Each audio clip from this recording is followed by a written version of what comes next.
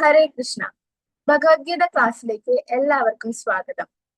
പ്രാർത്ഥനയോടുകൂടി നമുക്ക് ഇന്നത്തെ സെഷൻ ആരംഭിക്കാം. നമോ വിഷ്ണുപദായ കൃഷ്ണപൃഷ്ഠായ ഭൂതലേ ശ്രീമതേ ഭക്തിവേദാന്ത സ്വാമിനിധി നാമിനേ നമസ്തേ സരസ്വതി ദേവേ ഗൗരവാണി പ്രചാരിണി നിർവിശേഷശൂന്യവാദി പാശ്ചാത്യ ദേശധാരിണി ജയ ശ്രീ കൃഷ്ണ ചൈതന്യ പ്രഭു നിത്യാനന്ദ ശ്രീ അദ്വൈത ഗദാധര ശ്രീവാസവി ഗൗരാ ഭക്ത വൃന്ദ. ഹരേ കൃഷ്ണ ഹരേ കൃഷ്ണ കൃഷ്ണ കൃഷ്ണ ഹരേ ഹരേ ഹരേ രാമ രാമ രാമ ഹരേ ഹരേ. ഹരേ കൃഷ്ണ കൃഷ്ണ കൃഷ്ണ ഹരേ ഹരേ ഹരേ രാമ രാമ രാമ ഹരേ ഹരേ. ഹരേ കൃഷ്ണ കൃഷ്ണ കൃഷ്ണ ഹരേ ഹരേ ഹരേ രാമ രാമ രാമ ഹരേ ഹരേ. ഹരേ കൃഷ്ണ. ഇന്ന് ഗീതാ മഹാത്മ്യത്തെ കുറിച്ച് നമുക്ക് പറഞ്ഞു തരുന്നത് ഹർഗ്രേസ് ലളിത സുധാമയി ദേവിദാസി മാതാജിയാണ്. മാതാജി അതിനായി സാദരം ക്ഷണിച്ചുകൊള്ളുന്നു.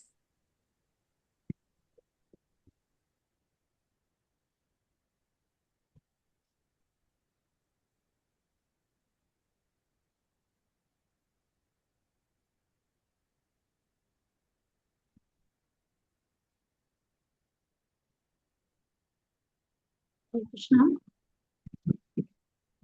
ഹരേ കൃഷ്ണ മാതാജി. ഹരേ കൃഷ്ണ.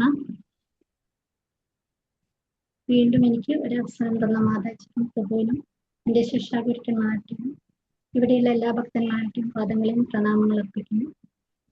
നമുക്ക് ഇരു പരമ്പരകളുടെയും ഭഗവാന്റെയും അനുഗ്രഹത്തിനായി പ്രാർത്ഥിക്കാം. ഓം അജ്ഞാനതിമിരാന്ധസ്യ ജ്ഞാനാഞ്ജനശലാഖയ ചക്ഷുരുന്മീലിതം യേന തസ്മൈ ശ്രീ ഗുരവേ നമഃ.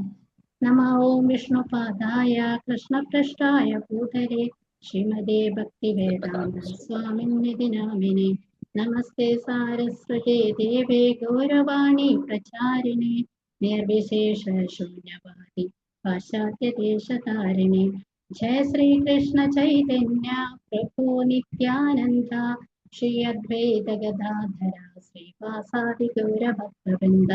ഹരേ കൃഷ്ണ കൃഷ്ണ കൃഷ്ണ ഹരേ ഹരേ ഹരേ രാമ രാമ ഹരേ ഹരേ. ഹരേ കൃഷ്ണ. ഭഗവത്ഗീത മഹാത്മ്യത്തിലെ ആദ്യത്തെ ശ്ലോകം നമുക്ക് നോക്കാം. ഗീതാശാസ്ത്രമിതം പുണ്യം യപ്പടേ പ്രയതപുമാൻ വിഷ്ണുപദം അവാപ്നോതി ഭയശോകാധിവർജിതഃ. ഇവിടെ ഭഗവത്ഗീത ഒരു ശാസ്ത്രമായിട്ടാണ് പറയുന്നത്. എന്താണ് ശാസ്ത്രം എന്ന് പറഞ്ഞാൽ? ശാസ്ത്രം എന്ന് പറഞ്ഞതുകൊണ്ട് ഉദ്ദേശിക്കുന്നത് തെളിയിക്കപ്പെട്ട സത്യം എന്നാണ്. അനേകം തലമുറകളായിട്ട് കോടിക്കണക്കിന് ഉന്നതരായിട്ടുള്ള വിവേക ബുദ്ധിയുള്ള വ്യക്തികൾ ഈ ഭഗവത്ഗീത പഠിച്ച് ഇതിൽ പറയുന്ന എല്ലാ കാര്യവും സത്യമാണ്, അത് ജീവിതത്തിൽ പ്രയോഗിച്ചിട്ട് ഇതിൽ പറയുന്നതെല്ലാം സത്യമാണ് എന്ന് ബോധ്യപ്പെട്ടിട്ടുള്ളത് കൊണ്ടും ഇതിൽ എന്തെങ്കിലും തെറ്റുണ്ട് എന്ന് കണ്ടുപിടിക്കാൻ സാധിക്കാത്തത് കൊണ്ടുമാണ് ഇതിനെ ശാസ്ത്രം എന്ന് പറയുന്നത്. എന്തുകൊണ്ടാണ് പുണ്യം എന്ന് പറയുന്നത്? ഈ ഒരു ശാസ്ത്രം പുണ്യം എന്നാൽ നമ്മുടെ മനസ്സിനെ അല്ലെങ്കിൽ ജീവിതത്തിനെ ശുദ്ധീകരിക്കാൻ മാത്രം ശക്തിയുള്ളതാണ്, അല്ലെങ്കിൽ പവിത്രീകരിക്കാൻ ശക്തിയുള്ളതാണ് ഈ ശാസ്ത്രം. ഭഗവത്ഗീത ഈ ശാസ്ത്രം എന്നതുകൊണ്ടാണ് ഗീതാശാസ്ത്രം ഇതം പുണ്യം എന്ന് പറയുന്നത്. എന്തിനാണ് ഭഗവാൻ ഈ പുണ്യശാസ്ത്രം നമുക്ക് നൽകിയിട്ടുള്ളത്?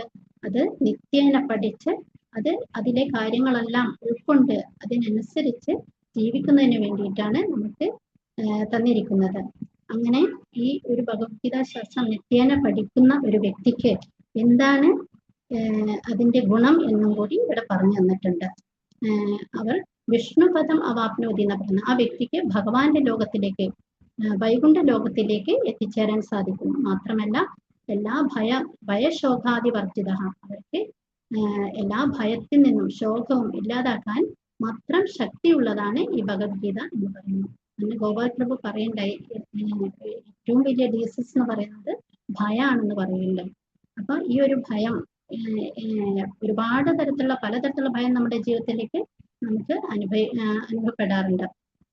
ടെൻഷൻ, ഉത്കണ്ഠ, ഇതൊക്കെ നമ്മൾ അനുഭവിക്കുന്നതാണ്. നമ്മുടെ ജീവിതത്തിലെ ആവശ്യമില്ലാത്ത രണ്ട് കാര്യങ്ങളാണ് ഈ ഭയവും ശോകവും. ഭയം ഇല്ലാതിരിക്കാൻ വേണ്ടിയിട്ടുള്ള ഉപദേശങ്ങളാണ് ഭഗവാൻ ഭഗവത്ഗീതയിൽ നമുക്ക് നൽകുന്നത്. അതുകൊണ്ട് കാര്യകാരണ സഹിതം നമുക്ക് ഭഗവാൻ അത് നമുക്ക് നൽകുന്നുണ്ട്.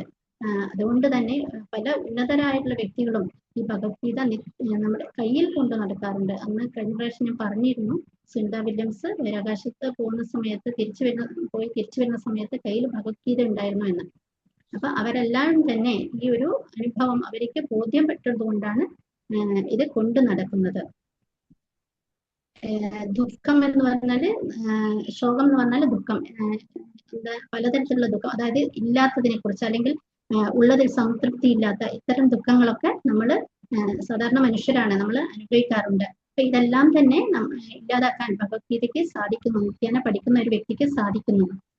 മറ്റൊരു ഗ്രന്ഥത്തിലും അല്ലെങ്കിൽ മറ്റേതെങ്കിലും ഒരു വിഷയം പഠിച്ചുകൊണ്ട് നമുക്ക് ഭയം ഇല്ലാതാവും അല്ലെങ്കിൽ ദുഃഖം ഇല്ലാതാവും എന്ന് മറ്റേതെങ്കിലും ഒരു വിഷയം പഠിപ്പിക്കുന്ന ഒരാൾക്ക് അല്ലെങ്കിൽ ആ ഒരു വിഷയം പഠിച്ചത് കൊണ്ട് ഇല്ലാതാക്കാൻ സാധിക്കും എന്ന് ആർക്കും പറയാൻ സാധിക്കില്ല. എന്നാൽ ഭഗവത്ഗീത നമുക്ക് ഇത് വാഗ്ദാനം നൽകുന്നുണ്ട്, നമുക്ക് ഗ്യാരണ്ടി നൽകുകയാണ്.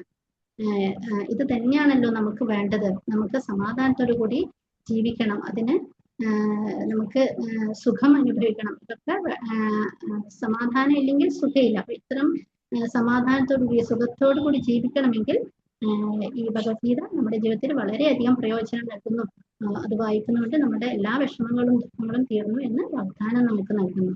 ഇനി രണ്ടാമത്തെ ശ്ലോകം എന്താണെന്ന് നോക്കാം. ഗീതാധ്യയനശീലസ്യ പ്രാണായാമപരസ്യ ച നൈവ സന്തി പാപാനി പൂർവജന്മകൃതാനി ച.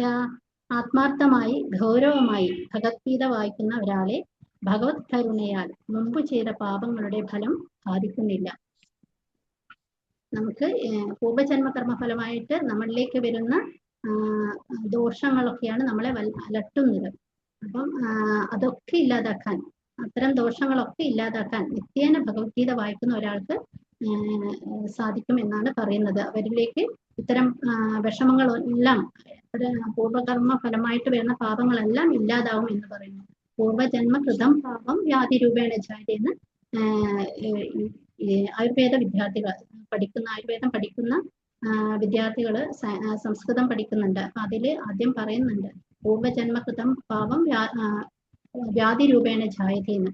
അപ്പം പല പൂർവജന്മത്തിൽ ചെയ്ത പല കർമ്മങ്ങളുമാണ് നമുക്ക് അസുഖമായിട്ടും അതുപോലെ ദുഃഖമായിട്ട് അല്ലെങ്കിൽ മാനസിക പ്രശ്നമായിട്ടോ അല്ലെങ്കിൽ കുടുംബ പ്രശ്നമായിട്ടൊക്കെ നമ്മളിലേക്ക് വന്നു ചേരുന്നത്. വ്യാധി എന്നുകൊണ്ട് ഉദ്ദേശിക്കുന്ന അസുഖം മാത്രമല്ല, പലതരത്തിലുള്ള വിഷമങ്ങളും വ്യാധിയായിട്ട് തന്നെ കണക്കാക്കാം.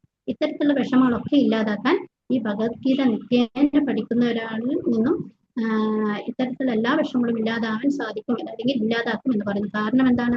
കാരണം ഭഗവത്ഗീത നിത്യേന പഠിക്കുക എന്നാൽ ഭഗവാനെ നമ്മൾ ശരണം പ്രാപിക്കുകയാണെന്നാണ് അർത്ഥം. ഭഗവാനെ അങ്ങനെ ശരണം പ്രാപിക്കുന്ന ഒരു വ്യക്തിയുടെ എല്ലാ വിഷമങ്ങളും എല്ലാ പാപങ്ങളും ഭഗവാൻ ഇല്ലാതാക്കും. ഭഗവാന്റെ സംരക്ഷണത്തിലായിരിക്കും അവര്. അതുകൊണ്ട് നിത്യേന നമുക്ക് ഈ ഭഗവത്ഗീത പഠിക്കാൻ ഭഗവാന്റെ കാരുണ്യം, ഒരു പരമ്പരകളുടെയും ഭഗവാന്റെ കാരുണ്യം നമുക്ക് ലഭിക്കട്ടെ എന്ന് പ്രാർത്ഥിക്കുന്നു. ഹരേ കൃഷ്ണ ഹരേ കൃഷ്ണ കൃഷ്ണ കൃഷ്ണ ഹരേ ഹരേ, ഹരേ രാമ രാമ രാമ ഹരേ ഹരേ. വാഞ്ചാകൽപതരുഭ്യശ്ച കൃപാസിന്ധു പതിതാനാം പാവനേഭ്യോ വൈഷ്ണവേഭ്യോ നമോ നമഃ. ഹരേ കൃഷ്ണ.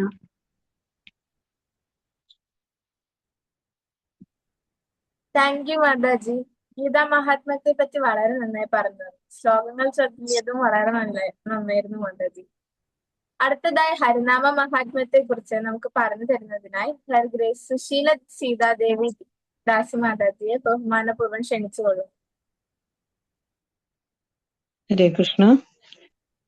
ഭഗവത്ഗീത ക്ലാസ്സിലേക്ക് എത്തിച്ചേർന്നിട്ടുള്ള എല്ലാ ഭക്തന്മാർക്കും എന്റെ പ്രണാമം. എന്റെ വീഡിയോ വർക്ക് ചെയ്യുന്നില്ല, അതുകൊണ്ട് ക്ഷമിക്കണം. ഹരേ കൃഷ്ണ. ഇന്ന് എന്നിൽ അർപ്പിക്കപ്പെട്ടിട്ടുള്ള കർത്തവ്യം ഹരിനാമ കീർത്തനാണ്.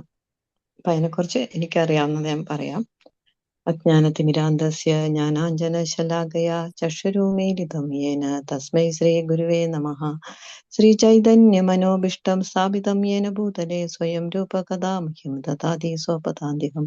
വന്ദേഹം ശ്രീഗുരും ശ്രീയുതപദകമലം ശ്രീഗുരും വൈഷ്ണവാം ച ശ്രീരൂപം സാഗ്രജാതം പട് സഹജന രഘുനാഥാനിതം തം സജീവം സാദൈത്വം സാവധൂതം പരിജനസഹിതം കൃഷ്ണ ചൈതന്യദേവം. ജയ ശ്രീ കൃഷ്ണ ചൈതന്യ പ്രഭു നിത്യാനന്ദ അദ്വൈത കഥാധര ശ്രീവാസാദി ഗൗരഭക്തവൃന്ദ. ഹരേ കൃഷ്ണ കൃഷ്ണ കൃഷ്ണ ഹരേ ഹരേ രാമ രാമ രാമ ഹരേ ഹരേ. ഹരേ കൃഷ്ണ കൃഷ്ണ കൃഷ്ണ ഹരേ ഹരേ ഹരേ രാമ രാമ രാമ ഹരേ ഹരേ. കൃഷ്ണ കൃഷ്ണ കൃഷ്ണ ഹരേ ഹരേ രാമ രാമ ഹരേ ഹരേ. ഹരേ കൃഷ്ണ. ഇന്ന് നമ്മൾ പറയാൻ പോകുന്നത് ഹരിനാമ കീർത്തനം ചെയ്യുന്നതിന്റെ പ്രാധാന്യം എന്താണെന്നുള്ളതിനെ കുറിച്ചാണ്. നമ്മള് സാധാരണ കേട്ടിട്ടുള്ള ഒരു ശ്ലോകം, നമുക്ക് എല്ലാവർക്കും സുപരിചിതമായിട്ടുള്ള ശ്ലോകമാണ്. ആകാശപതിതം തോയം യഥാ ഗച്ഛതി സാഗരം സർവദേവ നമസ്കാരം കേശവം പ്രതി ഗച്ഛതി. ഈ ശ്ലോകത്തിന്റെ ഉള്ളടക്കം എന്താണ്? ആകാശപതിതം തോയം, ആകാശത്തിൽ നിന്ന് പതിക്കുന്ന, തോയം എന്ന് പറഞ്ഞ ജലം, യഥാ ഗച്ഛതി സാഗരം, ആകാശത്തിൽ നിന്ന് നിലത്ത് പതിക്കുന്ന ജലം എപ്രകാരമാണോ സാഗരത്തിലേക്ക്, സമുദ്രത്തിലേക്ക് എത്തിച്ചേരുന്നത്, അതുപോലെ സർവദേവ നമസ്കാരം കേശവം പ്രതി ഗച്ഛതി. നമ്മള് ഏത് ദേവന്മാർക്കും അല്ലെങ്കിൽ ദേവതകൾക്കും സമർപ്പിക്കുന്ന നമസ്കാരം അതുപോലെ സാഗരത്തിലേക്ക് എത്തിപ്പെടുന്ന ജലത്തെ പോലെ ഈ നമസ്കാരങ്ങളും ഭഗവാൻ കേശവനിലേക്ക് എത്തിച്ചേരുന്നു. കേശവൻ ആരാണ്? ഭഗവാൻ ശ്രീകൃഷ്ണൻ. കേശി എന്ന അസുരനെ വധിച്ചതുകൊണ്ടാണ് ഭഗവാന് കേശവൻ എന്ന നാമം ലഭിച്ചത്. അത് എത്തിച്ചേരുന്നത് ഭഗവാൻ ശ്രീകൃഷ്ണനിലേക്കാണ്. അപ്പോ ഇതിൽ നിന്ന് നമുക്ക് മനസ്സിലാക്കാം, ആരാധനയ്ക്കും അതുപോലെ ഉപാസിക്കുന്നതിനും സർവശ്രേഷ്ഠനാണ് ഭഗവാൻ ശ്രീകൃഷ്ണൻ. ഇനി ഇതിന് സമാനമായിട്ടുള്ള ഒരു ശ്ലോകം നമുക്ക് ഭഗവത്ഗീതയില് 9-ാം അധ്യായത്തില് 23-ാമത്തെ ശ്ലോകത്തിൽ കാണാൻ പറ്റും. ശ്ലോകം ഒന്ന് വായിക്കാം. യേ പന്യദേവതാ ഭക്താ യജന്തേ ശ്രദ്ധയാനിതഃ തേപി മാമേവ കൗന്ദേയ യജന്ത വിധിപൂർവകം. അതായത് മറ്റു ദേവന്മാരുടെ ഭക്തന്മാരും വിശ്വാസപൂർവ്വം അവരെ ഉപാസിക്കുന്നവരും വാസ്തവത്തിൽ എന്നെ തന്നെയാണ് ഉപാസിക്കുന്നത്. കുന്തിപുത്ര, എന്നാൽ അവരങ്ങനെ ചെയ്യുന്നത് വിധി പ്രകാരമല്ല. അപ്പൊ നമ്മൾ ഏത് ദേവന്മാരെയും ഭക്തിപൂർവ്വം അല്ലെങ്കിൽ വിശ്വാസപൂർവ്വം നമ്മൾ ഉപാസിക്കുന്നുവോ അല്ലെങ്കിൽ ആരാധിക്കുന്നുവോ, ആ ആരാധന ചെന്ന് ചേരുന്ന ആരിലേക്കാണ്? ഭഗവാൻ കൃഷ്ണന്റെ വാക്കുകളാണ്. ഭഗവത്ഗീതയിൽ ഭഗവാൻ കൃഷ്ണൻ പറയുന്നതാണ്. അദ്ദേഹത്തിന്റെ മുഖാരവിന്ദത്തിൽ നിന്ന് വരുന്ന വാക്കുകളാണ്. അപ്പൊ അദ്ദേഹം തന്നെയാണ് പറയുന്നത്, എന്നിലേക്കാണ് നിങ്ങൾ ഏത് ദേവന്മാരെ ആരാധിച്ചാലും അവരെ ഉപാസിച്ചാലും അത് എല്ലാം എത്തിച്ചേരുന്നത് എന്നിലേക്കാണെന്ന്. അപ്പോൾ ഇവിടെയും നമുക്ക് മനസ്സിലാക്കാം, സർവശ്രേഷ്ഠനായിട്ടുള്ള ആരാധിക്കാനും ഉപാസിക്കാനും സർവശ്രേഷ്ഠനായിട്ടുള്ളത് ഭഗവാൻ ശ്രീകൃഷ്ണനാണ്.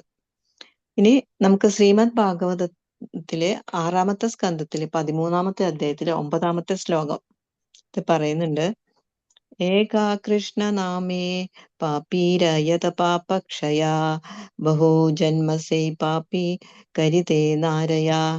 ഇത് ജഗദാനന്ദ പണ്ഡിന്റെ പ്രേമ വിവർത്തനത്തിൽ ഇങ്ങനെ പറഞ്ഞിരിക്കുന്നു. ശ്രീല പ്രഭുപാദന്റെ ഭാവാർത്ഥത്തിലാണ് ജഗദാനന്ദ പണ്ഡിന്റെ പ്രേമ വിവർത്തനത്തിൽ നിന്നുള്ള ഈ വാക്കുകൾ കോട്ട് ചെയ്തിരിക്കുന്നത്. അതെന്താ പറയുന്നത്? ഭഗവാന്റെ തിരുനാമം ഒരിക്കൽ കീർത്തനം ചെയ്യുന്നതിലൂടെ ഒരാൾക്ക് അയാൾ ചെയ്യുമെന്ന് സങ്കല്പിക്കാൻ പോലും കഴിയുന്നതിലുമേറെ പാപങ്ങളുടെ പ്രതികർമ്മങ്ങളിൽ നിന്നും മോചനം സാധിക്കുമെന്നാണ് ഇതിന്റെ അർത്ഥം. അപ്പൊ നമുക്കറിയാം, ഭഗവാന്റെ തിരുനാമം കീർത്തനം ചെയ്യുന്നതുകൊണ്ട് എന്തുമാത്രം പാപങ്ങളുടെ പ്രതികർമ്മത്തിൽ നിന്ന് നമ്മൾ മോചനം നേടുന്നു. അപ്പോൾ തിരുനാമം ആധ്യാത്മികമാകിയാൽ ആധ്യാത്മികമായി അത്ര ശക്തമാകിയാൽ തിരുനാമം ജപിക്കുന്നത് കൊണ്ട് മാത്രം ഒരുവന് എല്ലാ പാപപ്രവർത്തികളുടെയും പ്രതിഫലങ്ങളിൽ നിന്ന് മോചനം നേടാനാവും. ആ സ്ഥിതിക്ക് തിരുനാമം പതിവായി കീർത്തനം ചെയ്യുന്നവർക്ക് പാപങ്ങളിൽ നിന്നുള്ള മോചനം ഉറപ്പാണ്. അപ്പൊ ഈ ശ്ലോകത്തിന്റെ പറയുന്നത്, അടുത്ത ഭാഗത്തിൽ പറയുന്നത് എന്താന്ന് വെച്ചാൽ, ഇത് തിരുനാമം ആധ്യാത്മികമായതുകൊണ്ട് അതിന് വളരെയധികം ശക്തമാണ്. അത് ജപിക്കുന്നതുകൊണ്ട് മാത്രം തന്നെ ഒരുവന് പ്രവർത്തനങ്ങളുടെയും പ്രതിഫലങ്ങളിൽ നിന്ന് മോചനം നേടാൻ പറ്റുമെന്നാണ് പറയുന്നത്. അപ്പൊ സ്ഥിരമായിട്ട് തിരുനാമം ജപിച്ചാലുള്ള ഫലം എന്താണെന്ന് നമുക്ക് ഊഹിക്കാവുന്നതല്ലേ ഉള്ളൂ. അപ്പൊ അതുകൊണ്ട് ഈ ഭഗവാൻ ശ്രീകൃഷ്ണനെ നമ്മൾ വിശ്വാസപൂർവം ഭഗവാനെ ആരാധിക്കുകയും അദ്ദേഹത്തെ ഉപാസിക്കുകയും അദ്ദേഹത്തിന്റെ തിരുനാമം ജപിച്ചുകൊണ്ട് നമുക്ക് ഭഗവാന്റെ സംതൃപ്തിക്ക് പാത്രീഭൂതരായി ഭഗവാൻ ധാമത്തിലേക്ക് തിരിച്ചു പോകാനുള്ള പാതയിലേക്ക് നമുക്ക് എത്തിച്ചേരാൻ പറ്റും. അതാണ് ഇന്ന് എനിക്ക് നിങ്ങളുമായിട്ട് പങ്കുവെക്കാനുള്ളത്. ഈ വാക്കുകൾ ഞാൻ ഗുരുവിന്റെയും ഗുരുപരമ്പരയുടെയും ഗൗരവനിതായുടെയും ചരണാരവിന്ദങ്ങളിൽ സമർപ്പിച്ചുകൊണ്ട് ഭഗവാൻ സന്തോഷിക്കട്ടെ, ഗുരുപരമ്പര സന്തോഷിക്കട്ടെ. സർവം കൃഷ്ണാർപ്പണമസ്തു. വാഞ്ചാകൽപതരൂപശ്ച കൃപാ സിന്ധുഭ്യവച പതിതാനാം പാവനേഭ്യോ വൈഷ്ണവ്യോ നമോ നമഃ. ഹരേ കൃഷ്ണ. ശ്രീ രാധേ രാധേ. എന്റെ വാക്കുകളിലൂടെ ചുരുക്കുന്നു. എല്ലാവർക്കും ഒരിക്കൽ കൂടി നന്ദി. താങ്ക് യു മാതാജി, വളരെ നന്നായി മനസ്സിലായി. ഇന്ന് ഭഗവത്ഗീതയിലെ 4-ാം അധ്യായത്തിലെ 1 മുതൽ 21 വരെ ശ്ലോകങ്ങൾ നമുക്കായി പറഞ്ഞു തരുന്നത് ഹിസ് ഗ്രേസ് പ്രേമമായ ബ്രജേശ്വരദാസ് പ്രഭുവാണ്. ക്ലാസ് എടുക്കാൻ ക്ഷണിക്കുന്നതിന് മുമ്പായി പ്രഭുവിനെ കുറിച്ച് 2 വാക്ക്. എറണാകുളം ജില്ലയിലെ മലയാറ്റൂർ സ്വദേശിയായ പ്രേമമായ ബ്രജേശ്വരദാസ് പ്രഭു തന്റെ ഗ്രാജുവേഷൻ ഇരിങ്ങാലക്കുട ക്രൈസ്റ്റ് കോളേജിലും post graduation Kottayam Nattakam government കോളേജിലുമാണ് പൂർത്തിയാക്കിയത്. 2003 അദ്ദേഹം കോഴിക്കോട് ജില്ലയിലെ ഗവൺമെന്റ് സർവീസിൽ പ്രവേശിച്ചു. 2013 കൃഷ്ണാവബോധ പ്രസ്ഥാനവുമായി ബന്ധപ്പെടുകയും തുടർന്ന് 2021 ഹിസ് ഹോളിനസ് ജയപതാകസ്വാമി മഹാരാജിൽ നിന്നും ദീക്ഷ സ്വീകരിക്കുകയും ചെയ്തു. ഇപ്പോൾ അദ്ദേഹം എറണാകുളം ജില്ലയിൽ മൃഗസംരക്ഷണ വകുപ്പിൽ ജോലി ചെയ്യുകയും അതോടൊപ്പം തന്നെ കൃഷ്ണാബോധ പ്രവർത്തനങ്ങളിൽ സേവനം അനുഷ്ഠിച്ചും വരുന്നു. പ്രേമമായ ബ്രജേശ്വരദാസ് പ്രഭുവിനെ ഭഗവത്ഗീത ക്ലാസ് എടുക്കുന്നതിനായി ക്ഷണിച്ചുകൊള്ളുന്നു. ഹരേ കൃഷ്ണ. എല്ലാവർക്കും എന്റെ പ്രണാമം. ഓം അജ്ഞാനതിമിരാന്തസ്യ ജ്ഞാനാഞ്ജനാശലാകയ ചക്ഷുരുന്മിലിത തസ്മൈ ശ്രീ ഗുരവേ നമഃ. ശ്രീ ചൈതന്യ മനോദിഷ്ടം സ്ഥാപിതം യേന ഭൂതലേ സ്വയം ഭഗവതാമിഹം ദദാതി സ്വദാന്തിഹം വന്ദേഹം ശ്രീഗുരു ശ്രീപദപദകമലം ശ്രീഗുരും വൈഷ്ണവാംശം ശ്രീരൂപം സാഗരയാതം സഗണരഘുനാഥാനിതം തം സജീവ സാദൈതം സാവധൂതം പരിജനസഹിതം കൃഷ്ണ ചൈതന്യദേവം ശ്രീരാധാ കൃഷ്ണപാദാൻ സഗണലളിത ശ്രീ വിശാഖാനിതാം ച. ഹേ കൃഷ്ണ കരുണാ സിന്ധു ദീനബന്ധു ജഗപദേ ഗോപേശ ഗോപിക കാന്ത രാധാ കാന്ത നമസ്തുതേ. ഭക്തകാഞ്ചന ഗൗരാംഗീ രാധേ വൃന്ദാവനേശ്വര സുതേ ദേവി പ്രണമാമി ഹരിപ്രിയ. പാഞ്ചാകൽപതരുഭിശ്ച കൃപാ സിന്ധുദേവച്ഛ പതിതനാം പാവനേഭ്യോ വൈഷ്ണവേഭ്യോ നമോ നമഃ. നമോ വിഷ്ണുപാദായ കൃഷ്ണപ്രേഷ്ഠായ ഭൂതലേ ശ്രീമതേ ഭക്തിവേദാന്ത സ്വാമിനിധി നാമിനേ. നമസ്തേ സാരസ്വതേ ദേവേ ഗൗരവാണി പ്രചാരണി നിർവിശേഷ ശൂന്യവാദി പാശ്ചാത്യദേശതാരിണി. ജയ ശ്രീകൃഷ്ണ ചൈതന്യ പ്രഭു നിത്യാനന്ദ ശ്രീ അദ്വൈത ഗദാധര ശ്രീവാസാദി ഗൗരവൃന്ദ. ഹരേ കൃഷ്ണ കൃഷ്ണ കൃഷ്ണ ഹരേ ഹരേ ഹരേ രാമ രാമ രാമ ഹരേ ഹരേ. എല്ലാവർക്കും എൻ്റെ പ്രണാമങ്ങൾ ഒരിക്കൽ കൂടി അർപ്പിക്കുന്നു. നമുക്ക് ഇന്ന് ചർച്ചയ്ക്കായിട്ട് തന്നിരിക്കുന്ന ക്ലാസ് 4-ാമത്തെ അധ്യായമാണ്. നമുക്ക് നേരിട്ട് 4-ാം അധ്യായത്തിലേക്ക് പ്രവേശിക്കാം.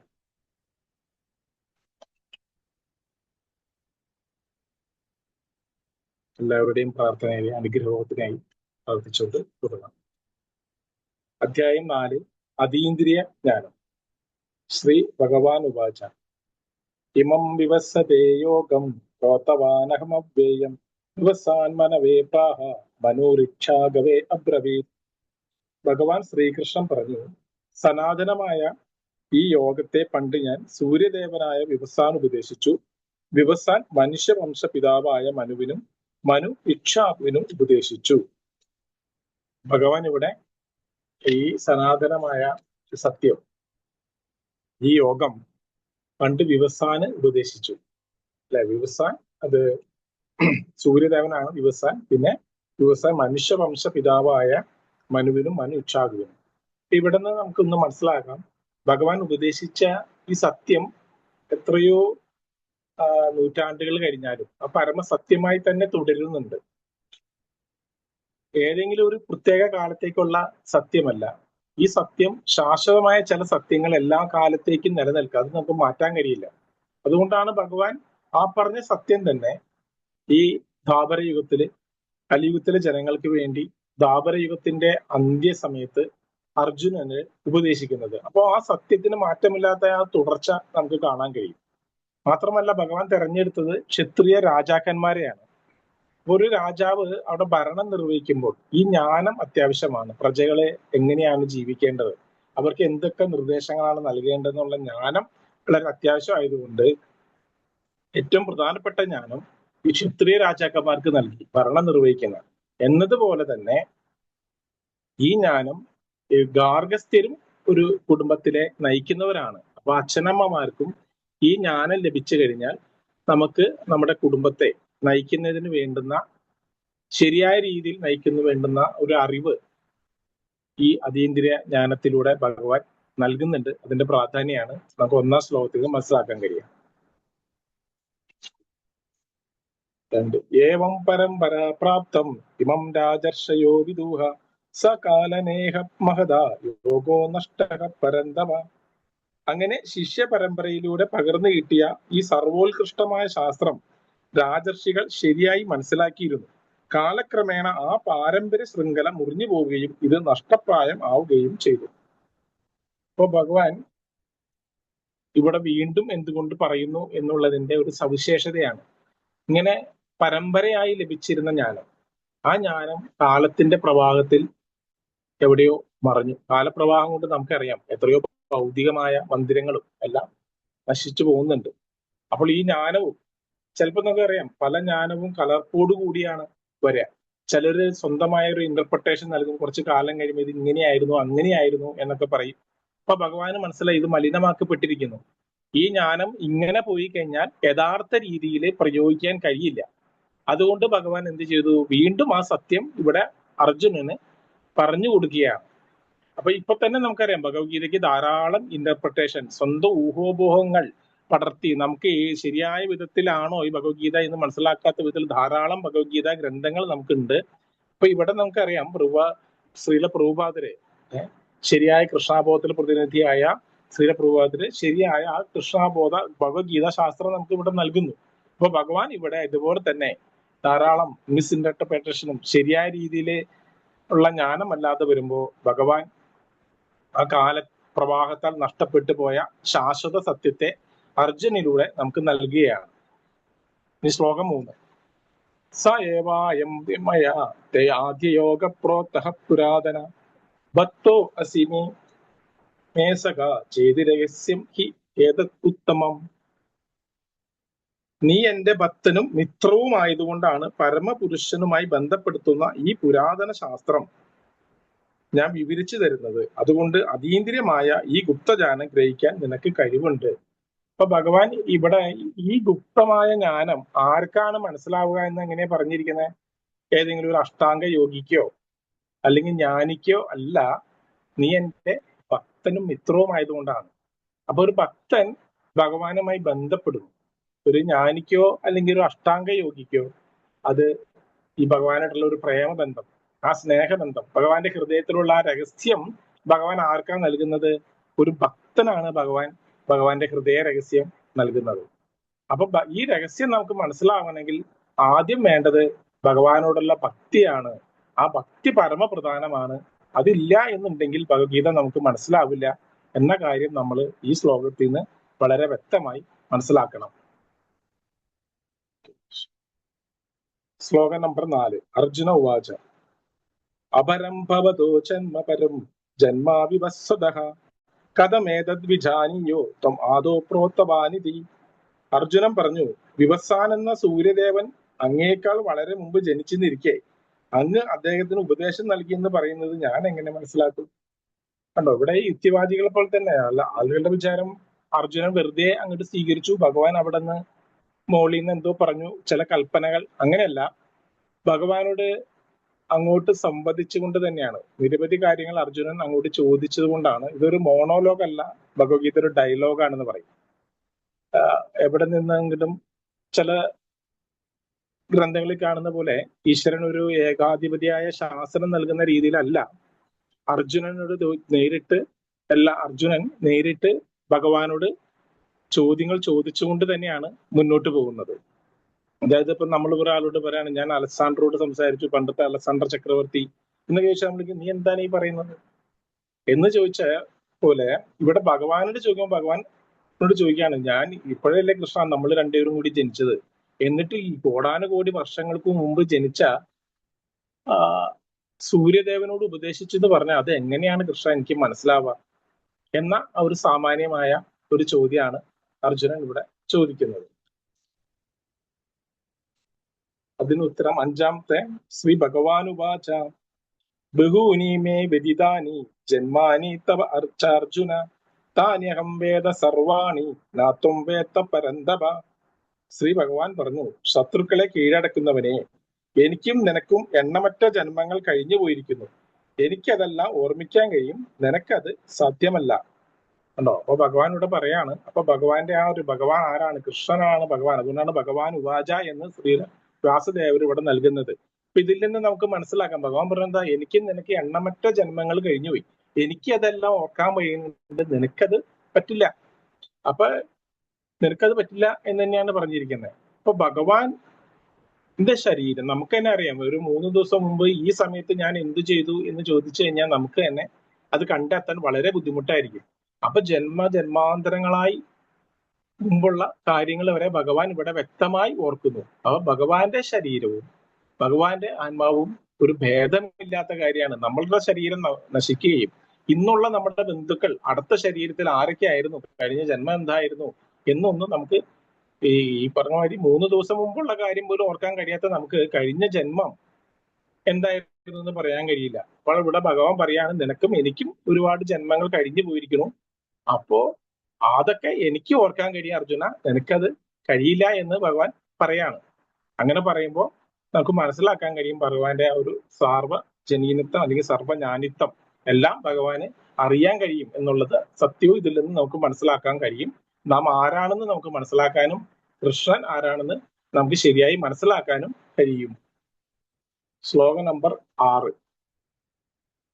അജോ അഭീസൻ അവ്യയാൻമാ ഭൂതാനം ഈശ്വരോ അഭീസൻ പ്രകൃതിം സോമധിഷ്ഠായ സംഭവാമി ആത്മമായയാ.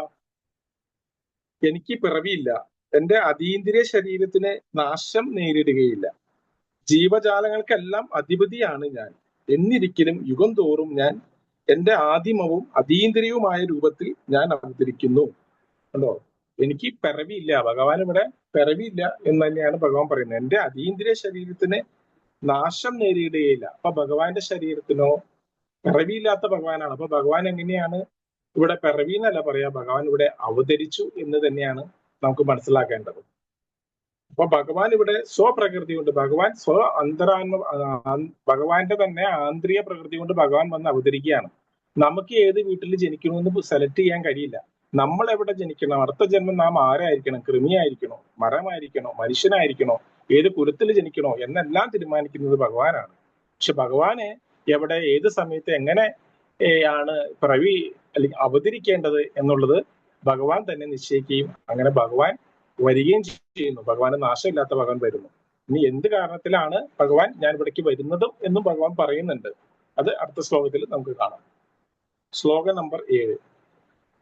യഥാ യഥാ ഹി ധർമ്മസ്യ ഗ്ലാനിർഭവതി ഭാരത അഭ്യുത്ഥാനം അധർമ്മസ്യ തദാത്മാനം സൃജാമ്യഹം. എപ്പോൾ എവിടെ ധർമാചരണത്തിന് ക്ഷയം നേരിടുന്നുവോ, എപ്പോൾ അധർമ്മം തറച്ചു വളരുന്നുവോ, അപ്പോഴെല്ലാം ഞാൻ അവതരിക്കുന്നു, ഹേ ഭാരത. അപ്പൊ ഭഗവാൻ ഇവിടെ പറയുന്നു. പിന്നെ 8ാമത്തെ ശ്ലോകത്തിൽ പറയുന്നു, പരിത്രാണായ സാധൂനാം വിനാശായ ച ദുഷ്കൃതം ധർമ്മ സംസ്ഥാപനാർത്ഥായ സംഭവാമി യുഗേ യുഗേ. അപ്പൊ ഭഗവാൻ യഥാ ധർമ്മസ്യ ഗ്ലാനിർഭവതി, എവിടെയെല്ലാം ധർമ്മത്തിന്, ധർമ്മനിഷ്ഠമായ ഒരു ജീവിതത്തിന് ഗ്ലാനി നേരിടുന്നു, നാശം നേരിടുന്നു, അധർമ്മം തഴച്ചു വളരുകയും ചെയ്യുമ്പോൾ ആ ധർമ്മത്തെ സംസ്ഥാപിക്കാൻ പരിത്രാണായ സാധുന, ഭക്തന്മാരെ സംരക്ഷിക്കുന്നതിനും വിനാശന്മാരെ നശിപ്പിക്കുന്നതിനും വേണ്ടിയിട്ടാണ് ഭഗവാൻ ഇവിടെ അവതരിക്കുന്നത്.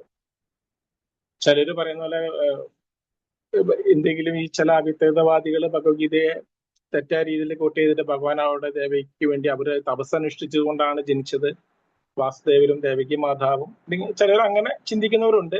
പക്ഷെ ആക്ച്വലി ഭഗവാൻ എന്തുകൊണ്ടാണ് അവരുടെ ആ ഭക്തിയെ മനസ്സിലാക്കിക്കൊണ്ട് ആ ഭക്തിയിലൂടെ ഭഗവാൻ ആക്ച്വലി എന്ത് പർപ്പസിന് വേണ്ടിയാണ് ഇവിടെ അവതരിക്കുന്നത്? ഈ ധർമ്മക്ഷയം നേരിടുമ്പോഴും ഭക്തന്മാരെ സംരക്ഷിക്കുന്നതിന് വേണ്ടിയിട്ടാണ് ഭഗവാൻ ഓരോ ഭക്തന്മാരുടെ പ്രാർത്ഥന കേട്ടുകൊണ്ട് അവരിലൂടെ ഇവിടെ പിറവിയെടുക്കുന്നതിന്റെ ഭഗവാന്റെ ഉദ്ദേശശുദ്ധി എന്താണ് എന്ന് ഭഗവാൻ ഇവിടെ ഈ 2 ശ്ലോകങ്ങളിൽ പറയുന്നു. 9 ജന്മകർമ്മച്ച മേ ദിവ്യമേവം യോ വേത്തി തത്വതഃ ത്വത്യാദേഹം പുനർജന്മം നായേതി മാമേതി സോ അർജുന. അല്ലയോ അർജുന, എന്റെ ജനനത്തിന്റെയും പ്രവൃത്തികളുടെയും അതീന്ദ്രിയ സ്വഭാവം ഗ്രഹിച്ചവർ മരണശേഷം വീണ്ടും ഭൗതിക ലോകത്തിൽ പിറക്കുന്നില്ല, അവർ ശാശ്വതമായ എന്റെ ലോകത്തിൽ എത്തുന്നു. അല്ലയോ, മനസ്സിലായോ? ഇവിടെ നമുക്ക് മനസ്സിലാക്കാം, എന്റെ ജനനത്തിന്റെയും പ്രവൃത്തികളുടെയും അതീന്ദ്രിയ സ്വഭാവം ഗ്രഹിച്ചവർ. അപ്പൊ ഭഗവാന്റെ ഈ ജനനത്തിന്റെയും പ്രവൃത്തിയുടെയും അതീന്ദ്രിയ സ്വഭാവം ഗ്രഹിച്ചത് മരിച്ച ഈ ഭൂമി നമ്മൾ വെടിയുമ്പോൾ, നമ്മുടെ ശരീരം വെടിഞ്ഞിട്ട് നമ്മൾ വീണ്ടും ഇവിടെ ജനിക്കുന്നില്ല, അവർ ശാശ്വതമായ എന്റെ ലോകത്തിലെത്തുന്നു.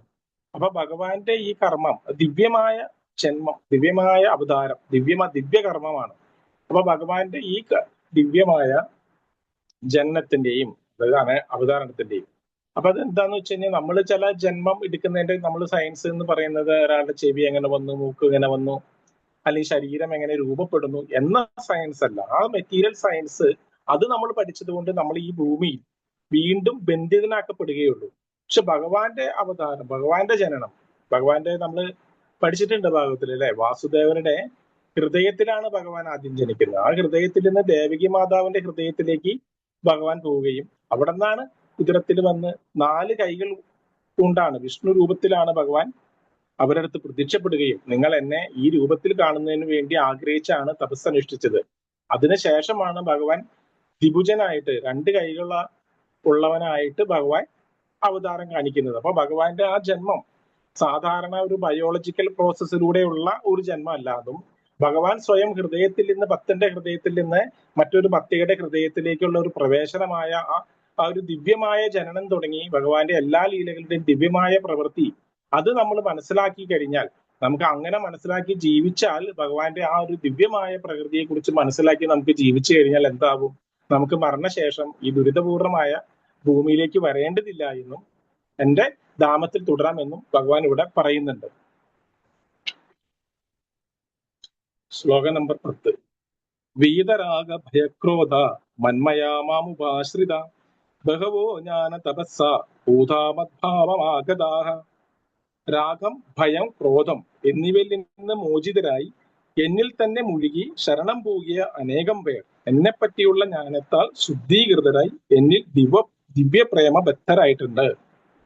അപ്പൊ ഇവിടെ രാഗം, ഭയം, ക്രോധം എന്നിവയിൽ നിന്ന് മോചിതരായി. വീതരാഗ ഭയക്രോധ മന്മയ മാം ഉപാശ്രിത, ഭഗവാനെ തന്നെ ആശ്രയിച്ച് മന്മയ ഭഗവാനിൽ മുഴുകിയവരായി.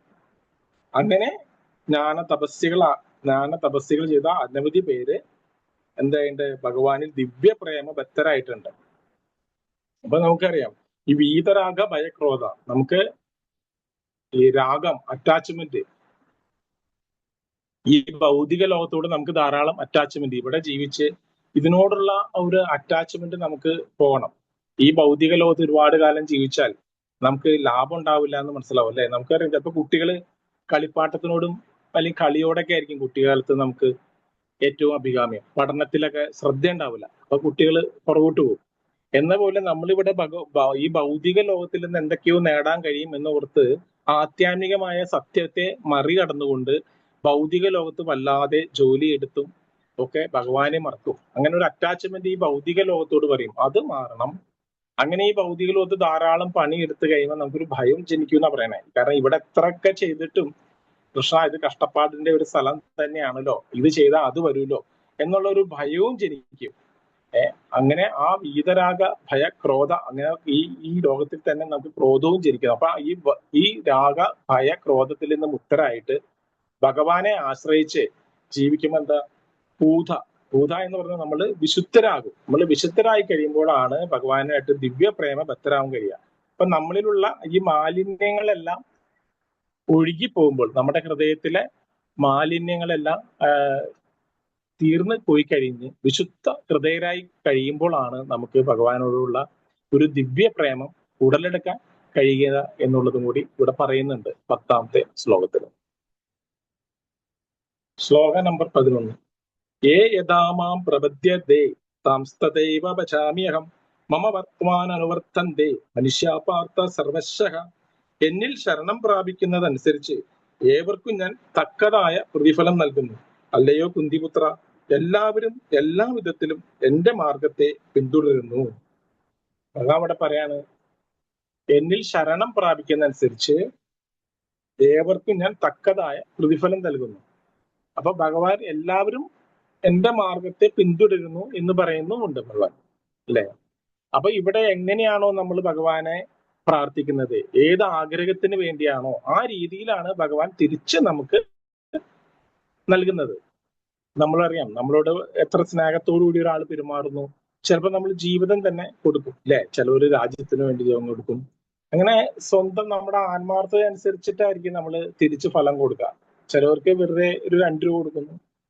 അപ്പൊ അവരുടെ ആവശ്യം അല്ലെങ്കിൽ അവര് നമ്മളോട് കാണിക്കുന്ന ആ ഒരു ഇത്രയും മതി എന്ന് ചിന്തിച്ച് ചോദിക്കുന്ന ആൾക്ക് അത്രയും കൊടുക്കുന്നു. ചിലവർ അവനവനെ തന്നെ നൽകുന്നു. ഇവിടെ ഭഗവാനും പറയുന്നുണ്ട്, ഏത് വിധത്തിലാണോ എന്നെ നിങ്ങൾ പ്രാപിക്കുന്നത്, അടുക്കുന്നത്, ഏത് ഉദ്ദേശത്തോടു കൂടിയാണോ എന്നിലേക്ക് വരുന്നത്, ആ ഉദ്ദേശം ആണ് ഭഗവാൻ തിരിച്ചു നൽകുന്നത്. ചില ആൾക്കാർക്ക് ഈ ഭൗതിക ലോകത്തില് തന്നെ തുടരും. ഇപ്പൊ ഡയറക്റ്റ് ആയിട്ട് ഭഗവാന്റെ നിയമങ്ങൾ, ഭഗവാൻ പറയുന്നത് കേട്ട് ജീവിക്കുന്ന ആൾക്കാരെ നമുക്കറിയാം ഭഗത് ഭക്തര്. ഇപ്പൊ സർക്കാരിന്റെ തന്നെ ചില നിയമങ്ങൾ നമ്മൾ അനുസരിക്കുകയാണെങ്കിൽ നമുക്ക് സർക്കാർ ആ രീതിയിൽ ജീവിക്കാൻ പറ്റും. ഇനി സർക്കാരിന്റെ നിയമങ്ങൾ അനുസരിക്കാത്തവർ ജയിലിൽ കിടക്കും. ജയിലിൽ കിടന്നാലും അവൻ സേവിക്കുന്നത് സർക്കാരിനെ തന്നെയാണ്. കാരണം സർക്കാരിന്റെ നിയമം ജയിലിൽ കിടന്ന് അവൻ അനുസരിക്കേണ്ടി വരും. എന്നതുപോലെ നമ്മളിവിടെ ഭൗതിക ലോകത്ത് ഈ ഭൗതികമായ മോഹത്തോടുകൂടി ഭഗവാൻ പ്രാർത്ഥിക്കുമ്പോൾ ഭൗതിക ഫലങ്ങൾ നമുക്ക് നൽകും.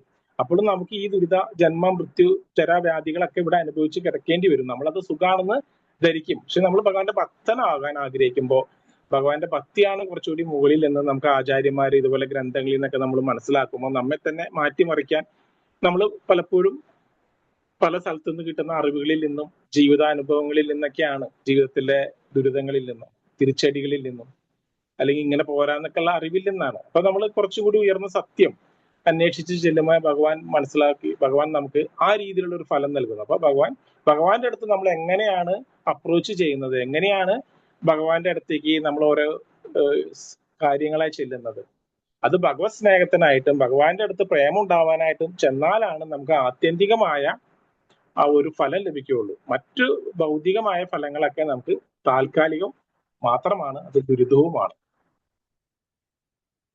ശ്ലോക നമ്പർ 18. കാംക്ഷന്ത കർമ്മണാം സിദ്ധിം യജന്തൈഹ ദേവത ക്ഷിപ്രം ഹി മാനുഷേ ലോകൈ സിദ്ധിർഭവതി കർമ്മച. ഈ ലോകത്തിൽ ജനങ്ങൾ കാമ്യകർമ്മങ്ങളിൽ വിജയം വരിക്കാൻ ആഗ്രഹിക്കുന്നത് മൂലം ദേവന്മാരെ ആരാധിക്കുന്നു. ഇവിടെ കർമ്മങ്ങൾക്ക് വേഗത്തിൽ ഫലം സിദ്ധിക്കാറുണ്ടല്ലോ.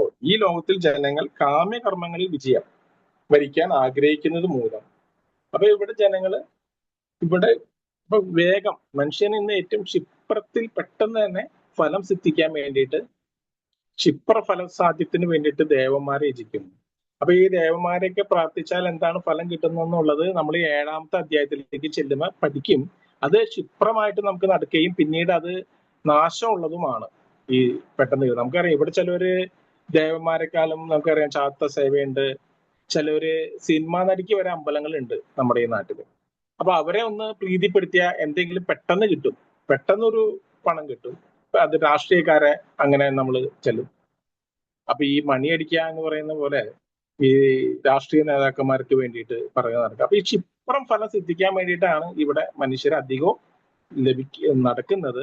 അപ്പൊ നമ്മൾ ഈ ക്ഷിപ്രഫല ലാഭത്തിന് വേണ്ടി ദേവന്മാരെയോ അല്ലെങ്കിൽ മറ്റുള്ള ആളുകളെയോ പൂജിക്കുന്നതുകൊണ്ട് ഫലമില്ല എന്നുള്ള കാര്യങ്ങൾ മുന്നോട്ടുള്ള അധ്യായത്തിൽ ഭഗവാൻ വളരെ വ്യക്തമായി തന്നെ കൊടുത്തിട്ടുണ്ട്. ഇവിടെ അതിനെ കുറിച്ച് സൂചിപ്പിക്കുന്നു.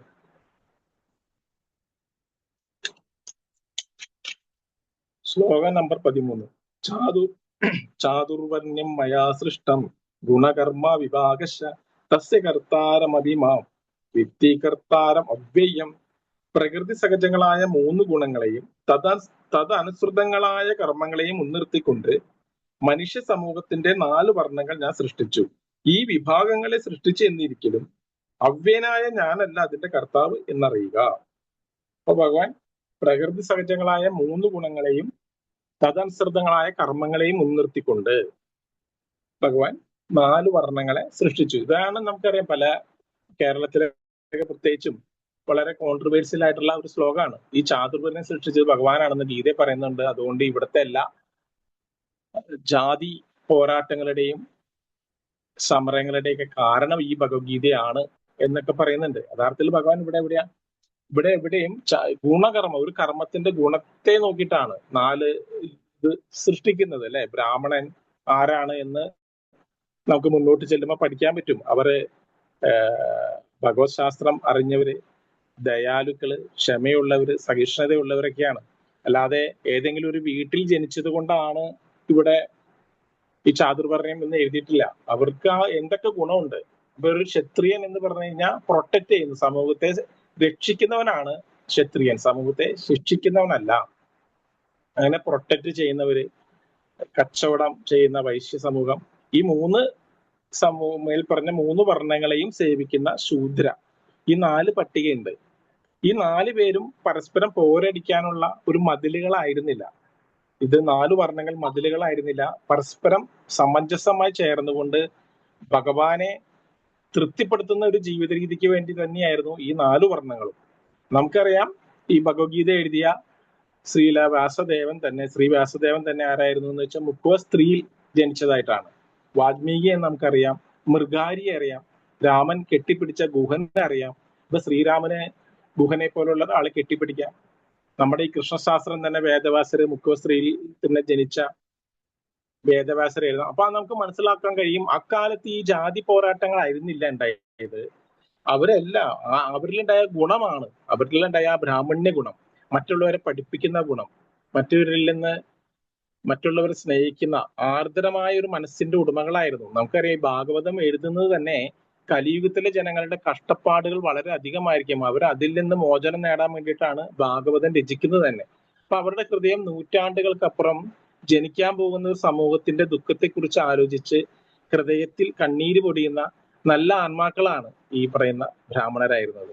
അല്ലാതെ മറ്റുള്ളവരെ അകറ്റി നിർത്തിക്കൊണ്ട് നീ ഇവിടെ വരേണ്ടതല്ല, മാറി നിൽക്കൂ, നീച എന്നുള്ളതായിരുന്നില്ല. അത് ഇപ്പോൾ തെറ്റായ രീതിയിൽ ആചരിക്കുന്നുണ്ട് എന്നുള്ളത് സത്യമാണ്. പക്ഷെ ഭഗവത്ഗീതയിലോ മറ്റേ ഒരു പ്രാമാണിക ഗ്രന്ഥങ്ങളിൽ എവിടെയോ ഇത്തരത്തിലുള്ള ഒരു കാര്യങ്ങളില്ല. അത്തരം വ്യക്തിത്വങ്ങൾ ആരും ബ്രാഹ്മണരോ അല്ലെങ്കിൽ അങ്ങനെയുള്ള ആളുകളല്ല. ആ ഹൃദയശുദ്ധി, കൃഷ്ണഭക്തി, ഈശ്വരഭക്തി, ജനങ്ങളോടുള്ള ആ സ്നേഹം, അവരെ വളർത്തിക്കൊണ്ടുവരാനുള്ള ഉത്തമമായ ആ ഒരു ഹൃദയം, ഇതെല്ലാമാണ് ഇതിനകത്തൊക്കെ ഉള്ളത് എന്ന സത്യവും നമുക്ക് ഇതിൽ നിന്ന് മനസ്സിലാക്കാം. ശ്ലോകം നമ്പർ 14. നാമാം കർമാണി ലിംബന്തി നാമേ കർമ്മ ഫലേ സ്പൃഹ ഇതി മായോ അഭിജാനാതി കർമ്മഭീനസ്സ ബധ്യതേ. കർമ്മങ്ങളൊന്നും എന്നെ ബാധിക്കുകയില്ല, എനിക്ക് കർമ്മഫലേച്ഛയുമില്ല. എന്നെക്കുറിച്ചുള്ള ഈ സത്യം മനസ്സിലാക്കിയവർ കർമ്മഫലങ്ങളാൽ ബന്ധപ്പെടുന്നില്ല. അപ്പൊ കൃഷ്ണൻ ഇവിടെ പറയുന്നു, കർമ്മങ്ങളൊന്നും എന്നെ ബാധിക്കുകയില്ല. ഭഗവാൻ ധാരാളം കർമ്മങ്ങൾ അവിടെ ചെയ്തു. അതുകൊണ്ട് ഭഗവാന്റെ കർമ്മഫലം എന്നൊക്കെ ചില ഈ ഭൗതികമായ രീതിയിൽ ഭഗവത്ഗീതയെ കാണുന്ന ആൾക്കാർ, മഹാഭാരതത്തെ കാണുന്ന ആളുകളുടെയൊക്കെ ഒരുപാട് പ്രസംഗങ്ങളൊക്കെ ഉണ്ട്. അങ്ങനെയാണ് ഭഗവാൻ അവിടെ വേടന്റെ ഇതൊക്കെ കൊണ്ടത്. പക്ഷെ ഭഗവാൻ എന്താ പറഞ്ഞിരിക്കണേ? ഈ കർമ്മഫലങ്ങളൊന്നും എന്നെ ബാധിക്കുകയില്ല, എനിക്ക് കർമ്മഫല ഇച്ഛയില്ല. ഈ സത്യം മനസ്സിലാക്കിയ അങ്ങനെ ഭഗവാൻ കൃഷ്ണനെ ഇതൊന്നും ബാധിക്കില്ല എന്നും കൃഷ്ണൻ അങ്ങനെയല്ല എന്നും മനസ്സിലാക്കിയവർക്ക് പോലും ഈ കർമ്മഫല ഇച്ഛ കുടുക്കിൽ, ഈ കർമ്മബന്ധന കുടുക്കിൽ നിന്ന് പുറത്തു കടക്കാൻ കഴിയും ഭഗവാൻ ഇങ്ങനെയാണ് എന്ന സത്യം മനസ്സിലാക്കിയാൽ. ആ കാര്യം ഭഗവാൻ നമ്മളോടുള്ള കൃപ കൊണ്ട് പറഞ്ഞു തരാണ്. നമ്മൾ നേരായ രീതിയിൽ മനസ്സിലാക്കി കഴിഞ്ഞാൽ, കൃഷ്ണനെ നേരായ രീതിയിൽ നമുക്ക് മനസ്സിലാക്കി കഴിഞ്ഞു കഴിഞ്ഞാൽ ഈ കർമ്മബന്ധന കുടുക്കിൽ നിന്ന് രക്ഷപ്പെടാമെന്നൊക്കെ ഭഗവാൻ നേരത്തെ ജന്മകർമ്മമേ ദിവ്യം, ഭഗവാന്റെ ജന്മകർമ്മ ഫലങ്ങളെ കുറിച്ച് ദിവ്യമായി മനസ്സിലാക്കിയാൽ, അങ്ങനെ ഭഗവാനെ മനസ്സിലാക്കിയാൽ നമ്മളെ ദുരിതങ്ങളിൽ നിന്ന് രക്ഷിക്കാൻ വേണ്ടിയിട്ട് ഭഗവാൻ നമ്മെ വീണ്ടും വീണ്ടും പറഞ്ഞു തരികയാണ്. ഇനി 15-ാമത്തെ ശ്ലോകം. ഏവജ്ഞാത കൃതകർമ്മ പൂർവൈരേപി മോക്ഷുവി കുരുകർമ്മൈവ തസ്മാത്തം പൂർവൈ പൂർവതരം കൃതം. എന്റെ ദിവ്യമായ പ്രകൃതിയെ അറിഞ്ഞിട്ടാണ് പൗരാണികരായ മുമുക്ഷുക്കൾ മോക്ഷം പ്രാപിച്ച് പ്രവർത്തിച്ചു പോകുന്നത്. അതുകൊണ്ട് നീയും അവരുടെ കാലടികളെ പിന്തുടർന്ന് സ്വകർത്തവ്യം നിറവേറ്റുക. അപ്പൊ അതാണ് പരമ്പരയെ നമ്മൾ പിന്തുടരുക എന്നാണ് ഭഗവാൻ ഇവിടെ പറയുന്നത്. മുൻകാലങ്ങളിൽ ഇത്തരത്തിൽ ഈ കാര്യങ്ങളെല്ലാം അറിഞ്ഞ് പ്രവർത്തിച്ചു വന്ന മഹത്തുക്കളുണ്ട്. ആ മഹത്തുക്കളെ നമ്മൾ പിന്തുടരുക, അവര് പറയുന്നത് അനുസരിച്ച് ജീവിക്കുക എന്നുള്ളതാണ് അവിടെ പറയുന്നത്. ശ്ലോകം നമ്പർ 16. കിം കർമ്മ കിം അകർമ്മേതി കവയോ അപ്യത്ര മോഹിതാഹ തത്തേ കർമ്മ പ്രവിക്ഷാമി യജ്ഞാത്ത മോക്ഷസ്യ അശുഭാത്. എന്താണ് കർമ്മം, എന്താണ് അകർമ്മം എന്നത് ബുദ്ധിമാന്മാരെ പോലും വിഭ്രമിപ്പിക്കുന്നതാണ്. ആ കർമ്മത്തെ പറ്റി ഇനി ഞാൻ വിവരിച്ചു തരാം. അത് അറിഞ്ഞാൽ നീ അശുഭങ്ങളിൽ നിന്ന് മുക്തനാകും. അപ്പൊ ഇതാണ് എന്താണ് കർമ്മം, അകർമ്മം, ഇതൊക്കെ നമ്മൾ തിരിച്ചറിയണം. അത് ബുദ്ധിമാന്മാരെ പോലും വിഭ്രമിപ്പിക്കുന്നതാണെന്നാണ് പറയുന്നത്. എന്താണ് ചെയ്യേണ്ടത്, എന്താണ് ചെയ്യരുതാത്തത് എന്നുള്ളത് നാം മനസ്സിലാക്കണം എന്നുള്ളത് പറയുന്നു. ശ്ലോകം നമ്പർ 17. കർമ്മണോഹി അഭിബോധവ്യം ബോധവ്യം ച വികർമ്മണ അകർമ്മണച്ച ബോധവ്യം ഗഹനാ കർമ്മണോഗതി. കർമ്മത്തിന്റെ സങ്കീർണതകൾ ദുർഗ്രാഹ്യമാണ്.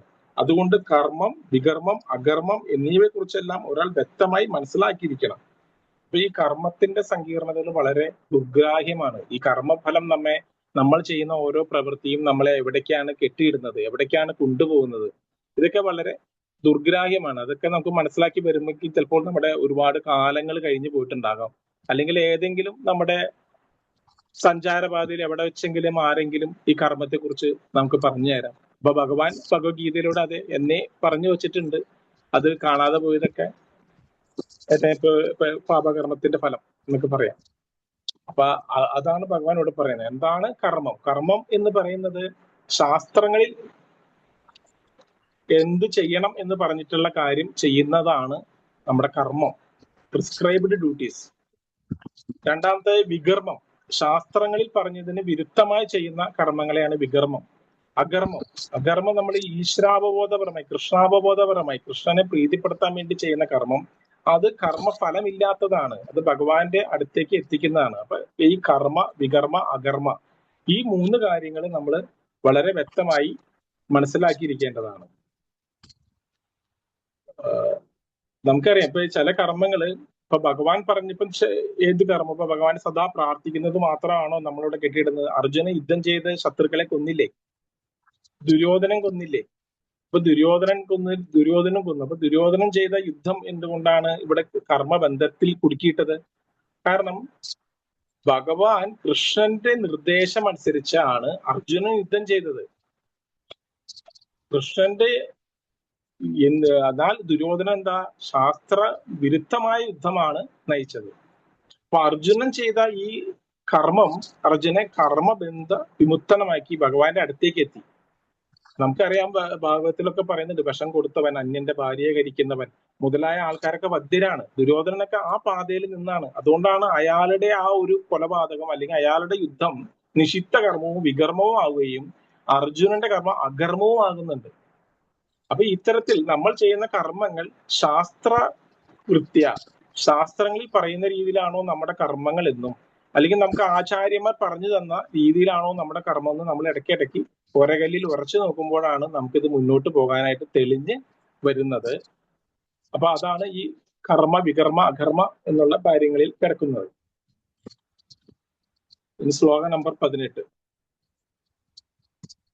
കർമ്മണ്യകർമ്മ യ പശ്യേതകർമ്മണിച്ച കർമ്മയ സ ബുദ്ധിമാൻ മനുഷ്യേസു ഷ യുക്ത കൃസന്ന കർമ്മകൃത്. കർമ്മത്തിൽ അകർമ്മത്തെയും അകർമ്മത്തിൽ കർമ്മത്തെയും കാണുന്നവൻ എത്രയും മനുഷ്യരിൽ ബുദ്ധിമാൻ. എല്ലാത്തരം കർമ്മങ്ങളിൽ ഏർപ്പെട്ടുകൊണ്ടിരുന്നാലും അതീന്ദ്രിയ സ്ഥിതിയിലാണ് അയാൾ. അപ്പൊ കർമ്മത്തിൽ അകർമ്മത്തെയും അകർമ്മത്തിൽ കർമ്മത്തെയും കാണുന്നവൻ എത്ര ബുദ്ധിമാൻ. അപ്പൊ സദാ കർമ്മം ചെയ്തുകൊണ്ടിരിക്കുന്ന ഒരാളിൽ അകർമ്മം ഒരു കർമ്മവും ചെയ്യുന്നില്ല എന്ന് കാണുന്നവൻ എങ്ങനെ ബുദ്ധിമാനാവാം? അല്ലെ? സദാസമയം ധാരാളം ജോലി ചെയ്യുന്നു. അപ്പൊ കർമ്മത്തിൽ അകർമ്മം, കർമ്മം ചെയ്യാതിരിക്കുക എന്ന് വെച്ച് കഴിഞ്ഞാൽ ഒരു ഭൗതികമായ ഒരു വ്യക്തി ധാരാളം സമ്പത്തോ അതൊക്കെ കിട്ടുന്നതിന് വേണ്ടി രാപകൽ പണിയെടുത്താലും അത് അയാളെ മോചിപ്പിക്കുന്നില്ല. അതാണ് ആ കർമ്മം കൊണ്ട് അവിടെ ഒരു കർമ്മം നടക്കുന്നില്ല എന്ന് മനസ്സിലാക്കുന്ന, അതാണ് കർമ്മത്തിൽ അകർമ്മത്തെയും. എന്നാൽ ഒരു ഭക്തൻ ധാരാളം കർമ്മങ്ങൾ ചെയ്യുമ്പോൾ, അല്ലെങ്കിൽ അർജുനൻ നേരത്തെ പോലെ ചെയ്യുമ്പോൾ, ആ അകർമ്മം, അതായത് ആ അകർമ്മം എന്ന് പറയുന്നത് ഭഗവാനിലേക്ക് അടുക്കുന്ന ഒരു കർമ്മമായി മാറുകയും ചെയ്യുന്നത്. ഇനി അകർമ്മത്തിൽ കർമ്മം, ഒരു കർമ്മം ചെയ്യാതെ വെറുതെ ഇരിക്കുന്നതിലും കർമ്മം കാണുന്നുണ്ട്. അവിടെ നമുക്ക് കാണാൻ കഴിയും, അർജുനൻ ആദ്യം യുദ്ധം ചെയ്യുന്നില്ല എന്ന് പറയുമ്പോ ഈ യുദ്ധം ചെയ്യാതെ ഇരിക്കുന്നുണ്ട് നിനക്ക് പാപമേവ ആശ്രയാതെ പറയാം, പാപം വന്ന് ഭവിക്കും എന്നാ പറയുന്നത്. അപ്പൊ ചില സമയത്ത് നമ്മൾ ചെയ്യേണ്ട കർമ്മങ്ങൾ ചെയ്യാതിരുന്നാൽ അത് നമുക്ക് പാപം വരും. നമ്മൾ വെറുതെ ഇരുന്നിട്ട് കാര്യമില്ല.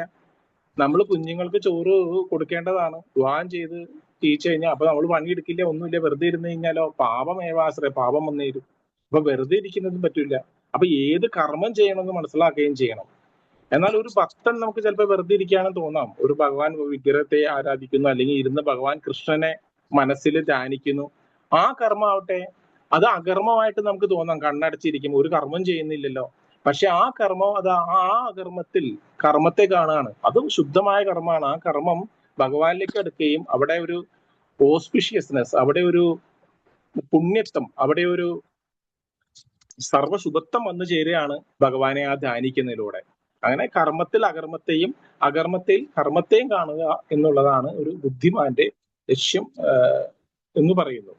അദ്ദേഹം അതീന്ദ്രിയ സ്ഥിതിയിലുമാണ്. അങ്ങനെ മനസ്സിലാക്കുമ്പോൾ അതീന്ദ്രിയ സ്ഥിതിയിലുമാണ്. അടുത്ത് 19, ശ്ലോകം നമ്പർ 19. യസ്യ സർവേ സമാരംഭ കാമസങ്കല്പവർജിത ജ്ഞാനാനിത്യകർമാണം തമാഹു പണ്ഡിതം ബുധ. ഇന്ദ്രിയ സുഖങ്ങൾക്ക് വേണ്ടി ആഗ്രഹിക്കാതെ പ്രയത്നിക്കുന്ന ഒരാളെ ജ്ഞാനി എന്ന് മനസ്സിലാക്കണം. ജ്ഞാനാനിയിൽ കർമ്മഫലങ്ങളെല്ലാം ഭസ്മീകരിച്ച പ്രവർത്തകനാണ് അദ്ദേഹം എന്ന് ഋഷീശ്വരന്മാർ പറയുന്നു. അപ്പൊ ഇന്ദ്രിയ സുഖങ്ങൾക്ക് വേണ്ടി എണ്ണിക്കാതെ നമ്മുടെ സ്വന്തം ഇന്ദ്രിയ പ്രവർത്തനം കൊണ്ട് നമ്മുടെ ഇന്ദ്രിയ സുഖത്തിന് വേണ്ടി പ്രയത്നിക്കാതെ, ഇന്ദ്രിയ സുഖങ്ങൾക്ക് വേണ്ടി ആഗ്രഹിക്കാതെ പ്രയത്നിക്കുന്ന ഒരാളെ, അപ്പൊ നമ്മുടെ പ്രയത്നങ്ങളെല്ലാം കൃഷ്ണന് സമർപ്പിച്ചുകൊണ്ട് നമ്മുടെ പ്രവൃത്തിയെല്ലാം കൃഷ്ണനെ പ്രസാദപ്പെടുത്താൻ, കൃഷ്ണന് ഉള്ള സമർപ്പണ ഭാവത്തോടു കൂടി ചെയ്യണം എന്നുള്ള ഒരു കാര്യമാണ് ഇതിലൂടെ അവിടെ 19-ാമത്തെ ശ്ലോകത്തിൽ പറഞ്ഞിരിക്കുന്നത്. ശ്ലോക നമ്പർ 20. കർമ്മ ഫലാസംഗം നിത്യതൃപ്തോ നിരാശ്രയ കർമ്മന്നഭ്യ പ്രവർത്തോ അഭി നൈവ കിഞ്ചിത് കരോതി സ. തന്റെ പ്രവൃത്തിയുടെ ഫലങ്ങളിൽ ആസക്തി കൂടാതെ സദാ തൃപ്തനായും സ്വതന്ത്രനുമായിരിക്കുന്ന ഭക്തൻ എല്ലാവിധ കർമ്മങ്ങളിലും ഏർപ്പെടുന്നുവെങ്കിലും കാമ്യകർമ്മങ്ങൾ ഒന്നും ചെയ്യുന്നില്ല. ഇവിടെ കർമ്മഫല സംഘം, നമ്മുടെ കർമ്മഫലത്തില് തന്റെ പ്രവൃത്തിയുടെ ഫലങ്ങളിൽ ആസക്തി കൂടാതെ, ഭഗവാൻ നിരവധി സ്ഥലത്ത് സ്വന്തം കർമ്മത്തിലെ ഈ കർമ്മഫല ത്യാഗത്തെ കുറിച്ച് മുമ്പൊക്കെ പറയുന്നുണ്ട്. ഈ കർമ്മഫല ആസക്തി കൂടാതെ സദാ നിത്യതൃപ്തനായിട്ട് നമുക്ക് കിട്ടുന്നതില് തൃപ്തിയും നിരാശ്രയ, മറ്റുള്ളവരെ ആശ്രയിക്കാതെ നിരാശ്രയനായിട്ട് ജീവിക്കാൻ പറയുന്നുണ്ട്. ശ്ലോകം നമ്പർ 21 കൂടി പറയാം. നിരാശിർ യഥചിത്താത്മ തൃത്യാ സർവപരിഗ്രഹ ശാരീരം കേവലം കർമ്മ പൂർവന്നാപ്നോതി കിൽബിഷം. മനസ്സിനെയും ബുദ്ധിയെയും പൂർണ്ണമായും നിയന്ത്രിച്ചും തന്റെ സമ്പത്തിലും നേട്ടങ്ങളിലും ഉടമാവകാശ ബോധം ഉപേക്ഷിച്ചും ജീവിതത്തിന് അത്യാവശ്യമായ കർമ്മങ്ങളിൽ മാത്രം ഏർപ്പെട്ടുകൊണ്ട് ഇരിക്കുന്ന ജ്ഞാനിക്ക് കർമ്മത്തിന്റെ പാപഫലങ്ങൾ ഏൽക്കേണ്ടി വരില്ല. ഇപ്പൊ മനസ്സിനെയും ബുദ്ധിയെയും പൂർണ്ണമായി നിയന്ത്രിച്ച്, ഇപ്പൊ നേരത്തെ പറഞ്ഞാല് പണ്ടത്തെ വേദ കാലഘട്ടങ്ങളിൽ ഒരു പഠനം കഴിഞ്ഞു കഴിഞ്ഞാൽ വ്യക്തി ഒരു ആശ്രിതനായ ജോലിക്ക് പോകില്ല എന്ന് പറയുന്നത്. ഒരു ബ്രാഹ്മണൻ അത് പഠിച്ചു കഴിഞ്ഞാൽ, യഥാർത്ഥ ബ്രാഹ്മണൻ പഠിച്ചു കഴിഞ്ഞാൽ ഭഗവാനെ അല്ലാതെ വേറെ ആരെയും ആശ്രയിക്കില്ല. ഭഗവത് ആശ്രിതനായി കഴിയും. മറ്റുള്ളവരെ ആശ്രയിച്ച് ജീവിക്കുമ്പോൾ ദുരിതം. അതുകൊണ്ടാണ് ഇന്നത്തെ കാലത്ത് വിദ്യാഭ്യാസം ശൂദ്ര വിദ്യാഭ്യാസം എന്ന് പറയുന്നത് പണിയെടുത്താൽ ജീവിക്കുക അങ്ങനെ ഒരു രീതിയിലേക്കാണ് മുന്നോട്ട് പോകുന്നിരിക്കുന്നത്. ഈ 21-ാമത്തെ കേവലം കർമ്മ, അതായത് ശരീരത്തിനെയും ആത്മാവിനെയും നിലനിർത്താൻ വേണ്ടിയിട്ടുള്ള ഒരു കർമ്മത്തിലാണ് യഥാർത്ഥ വൈദിക ജ്ഞാനം ലഭിച്ചു കഴിഞ്ഞാൽ, കൃഷ്ണാബോധം ലഭിച്ചു കഴിഞ്ഞാൽ നമുക്ക് ചെയ്യേണ്ടതുള്ളൂ. ഈ ഭൗതിക ലോകത്ത് നമുക്കറിയാം, നമ്മുടെ ഈ ശരീരത്തിനെ നിലനിർത്താൻ വേണ്ടിയിട്ട് കേവലം വളരെയധികം അധ്വാനിച്ചാൽ കഷ്ടപ്പാടാണ് നമുക്ക് ആത്യന്തികമായിട്ട് ലഭിക്കുന്നത്. അപ്പൊ ഈ കഷ്ടപ്പാട് വർദ്ധിപ്പിക്കുന്നതാണ് നമ്മുടെ ഈ കർമ്മങ്ങളെല്ലാം, ധാരാളം ചെയ്യുന്ന കർമ്മങ്ങൾ. ശരിക്കും സൂക്ഷ്മമായി ചിന്തിക്കുകയാണെങ്കിൽ ഇത്രയൊക്കെ മതി. നമ്മുടെ വയറ് അറിയാൻ 2-3 ചപ്പാത്തിയൊക്കെ മതി. സർവേശ്വരനായ കൃഷ്ണനെ ആശ്രയിച്ച് കൃഷ്ണ അങ്ങ് തരുന്നത് എന്താണോ അങ്ങനെ ജീവിച്ച് സുഖത്തോടുകൂടി കഴിയാൻ കഴിയുന്ന ഒരു മനസ്ഥിതി എത്തുന്നത് വരെ നമുക്ക് എടുത്തേ തന്നെ മുന്നോട്ട് പോവുള്ളൂ. പക്ഷെ ആക്ച്വലി നമുക്ക് ചിന്തിച്ചാൽ നമ്മൾ എത്ര പണിയെടുത്താലും കൂടുതൽ സുഖമൊന്നും കിട്ടാൻ പോണില്ല. അത് ഭഗവാൻ അവിടെ പറഞ്ഞു വെച്ചൊരു സുഖമുണ്ട്. ആ സുഖത്തിൽ നിന്ന് അധികം ഒന്നും നമ്മൾ പണിയെടുത്താലൊന്നും കൂടാൻ പോകുന്നില്ല. അപ്പൊ കൂടുതൽ സമയം ഭഗവാനെയാണ് ഭജിക്കുന്നതെങ്കിൽ നമുക്ക് ഈ സുഖമൊക്കെ വർദ്ധിക്കുന്നതാണ്, ഭഗവാന്റെ ലോകത്തും എത്തും. നേരത്തെ പറഞ്ഞ നമ്മൾ ഒരു കാര്യം പറഞ്ഞില്ലേ, ചില ആൾക്കാർ പറയും ഈ ഈ അദ്വൈതികൾ, ഈ ശരീരം മായാവാദികൾ എന്നൊക്കെ പറയാൻ വെച്ചാൽ ഈ ശരീരം തന്നെ ഒരു ദുഃഖത്തിന്റെ സ്ഥലമാണ്, അതുകൊണ്ട് ഭഗവാന്റെ ബ്രഹ്മജ്യോതിയിൽ ലയിക്കാം എന്നൊക്കെ പറയാം. ആക്ച്വലി അതിനൊരു ഉദാഹരണം പറയണത് ഈ ഛർദിക്കല് വന്നു കഴിഞ്ഞാൽ ഭക്ഷണം അവനൊരു അലർജി പോലെ, ഭക്ഷണം കഴിക്കുമ്പോൾ ഛർദിക്കുന്ന ബുദ്ധിമുട്ടാണ്. പക്ഷെ ആരോഗ്യമുള്ള മനുഷ്യൻ എന്താ, ആ ഭക്ഷണം ഒരു സുഖമാണ്. എന്ന പോലെ ഈ ശരീരം സുഖമാവുന്നത് എങ്ങനെയാ, അത് ശരിയായ സ്ഥലത്ത് നിലനിൽക്കുമ്പോൾ. ഈ ഹിരോഷിമയിലും നാഗസാക്കിയിലൊക്കെ ബോംബിട്ടതിന് ശേഷം ജനിച്ച ജനങ്ങള് രോഗമുള്ളവരായിരുന്നു എന്നാ പറയുന്നത്. അപ്പൊ അവിടെ ജനിച്ചത് കൊണ്ടാണ് ആ ശരീരത്തിന് അപ്പോഴും രോഗം വന്നത്, വേറെ സ്ഥലത്ത് ജനിച്ചവർക്ക് ഉണ്ടായില്ല. എന്ന പോലെ ഇവിടെ വ്യാധികളൊക്കെ ഉണ്ട്. പക്ഷെ ആധ്യാത്മിക ലോകത്തില്, ഗോലോക വൃന്ദാവനത്തിലാണ് നമ്മൾ ഈ ശരീരം എടുക്കുന്നതെങ്കിൽ, ആ ആധ്യാത്മിക ശരീരം അവിടെയാണ് ലഭിക്കുന്നതെങ്കിൽ നമുക്ക് ഈ ദുഃഖം ഒന്നുമില്ല, ഈ ജരഭരണ വ്യാധികളൊന്നുമില്ല. എല്ലാ കാലത്തും നമുക്ക് ആ ഒരു ആനന്ദകരമായ ജീവിതം, ഭഗവാൻ പറയുന്ന പോലെയുള്ള ഒരു എറ്റേണൽ ബ്ലിസ്, എന്നും ആനന്ദം മാത്രമുള്ള ഒരു സ്ഥലമാണ്. എന്നും നമ്മൾ ഈ ആനന്ദം തേടിയാണ് മനുഷ്യൻ പണിയെടുക്കുന്നത്. നമ്മളെല്ലാവരും ഒരു സുഖത്തിന് വേണ്ടിയാണ്. പക്ഷെ ഈ ഭൗതിക ലോകത്ത് സുഖമില്ല. ദുഃഖാലയം അശാശ്വതം എന്നാണ് ഈ ഭൗതിക ലോകത്തും പറയുന്നത്. അപ്പൊ അതുകൊണ്ട് തന്നെ ഈ ദുഃഖാലയത്തിൽ നിന്ന് നമ്മളെ ഭഗവാൻ കരകയറ്റുന്നതിന് വേണ്ടിയിട്ടാണ് ഈ 21 ഈ ശ്ലോകങ്ങളിലൂടെയും നമുക്ക് മനസ്സിലാക്കാൻ കഴിയുന്നത്. അപ്പൊ ഞാനിപ്പോ ക്ലാസ് ഇവിടെ നിർത്താണ്.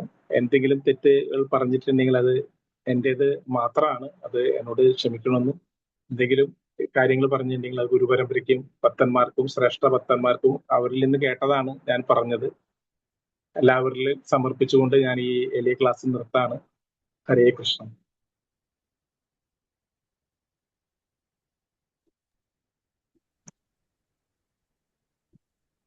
Thank you Prabhu. ഓരോ ശ്ലോകവും നന്നായി പറഞ്ഞു തന്നു. ഇനി ആർക്കെങ്കിലും എന്തെങ്കിലും സംശയം ഉണ്ടെങ്കിൽ പ്രഭുവിനോട് ചോദിക്കും.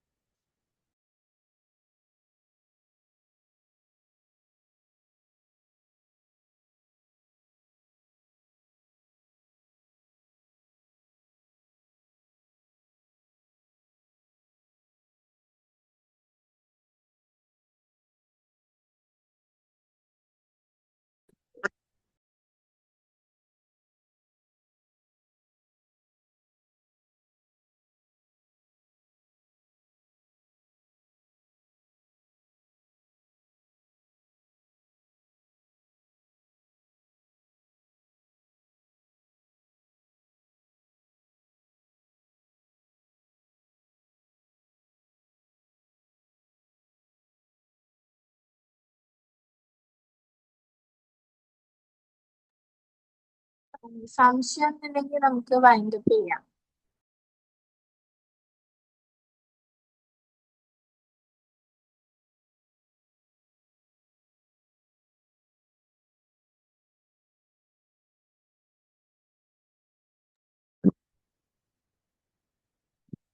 ഒരിക്കൽ കൂടി ഇന്ന് ഗീതാ മഹാത്മ്യത്തെ കുറിച്ച് പറഞ്ഞു തന്ന ഹർ ഗ്രേസ് ലളിത സുധാമയി ദേവദാസി മാതാജിക്കും, ഹരിനാമ മഹാത്മ്യത്തെ കുറിച്ച് പറഞ്ഞു തന്ന ഹർ ഗ്രേസ് സുശീല സീതാ ദേവദാസി മാതാജിക്കും, ഭഗവത്ഗീത ക്ലാസ് എടുത്ത ഹിസ് ഗ്രേസ് പ്രേമമായ ബ്രജേശ്വരദാസ് പ്രഭുവിനും ഇസ്കോണിന്റെ പേരിൽ നന്ദി പറഞ്ഞുകൊള്ളുന്നു. ഇന്നത്തെ ഭഗവത്ഗീത ഓൺലൈൻ ക്ലാസ്സിൽ പങ്കെടുത്ത എല്ലാവർക്കും ഇസ്കോണിന്റെ പേരിൽ നന്ദി പറഞ്ഞുകൊള്ളുന്നു. നരസിംഹ പ്രണാമത്തോടു കൂടി നമുക്ക് ക്ലാസ് അവസാനിക്കും.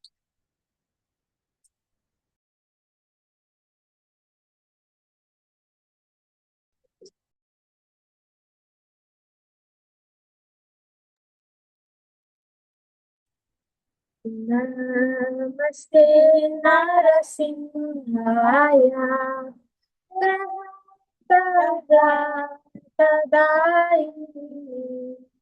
ഹിരണ്യാകാശീപൂർവക്ഷഃ ശിലാദംഗാനഘാലായേ ഹിതോ നരസിംഹ പരതോ നരസിംഹോ यतो यतो यामि ततो नरसिंह बहिर्नरसिंहो हृदये नरसिंहो नरसिंहमादिं शरणं प्रपद्ये तव करकमलवरे नागम् अल्बुदशृङ्गं दलिता हिरण्यकशिपु तानुभृङ्गा केशवधृदा नरहरिरूपा जय जगदीश हरे जय जगदीश हरे जय जगदीश हरे जय नरसिंहदेव जय नरसिंहदेव नरसिंहदेव जय नरसिंहदेव जय नरहरि जय नरहरि जय नरहरि जय लक्ष्मी नरसिंह जय लक्ष्मी नरसिंह लक्ष्मी नरसिंह जय लक्ष्मी नरसिंह जय प्रहलाद महाराज जय प्रहलाद महाराज प्रहलाद महाराज जय प्रहलाद महाराज जय जय प्रभुपाद प्रभुपाद प्रभुपाद जय जय प्रभुपाद जय जय गुरुदेव गुरुदेव गुरुदेव जय जय गुरुदेव निताय गौर हरि बोल हरि बोल हरि बोल निताय गौर हरि बोल. ഇന്നത്തെ ഭഗവത്ഗീത ഓൺലൈൻ ക്ലാസ് ഇവിടെ അവസാനിക്കുകയാണ്. ഇനി നമുക്ക് ബുധനാഴ്ച കണ്ടുമുട്ടാം. എല്ലാവർക്കും ശുഭരാത്രി. ഹരേ കൃഷ്ണ.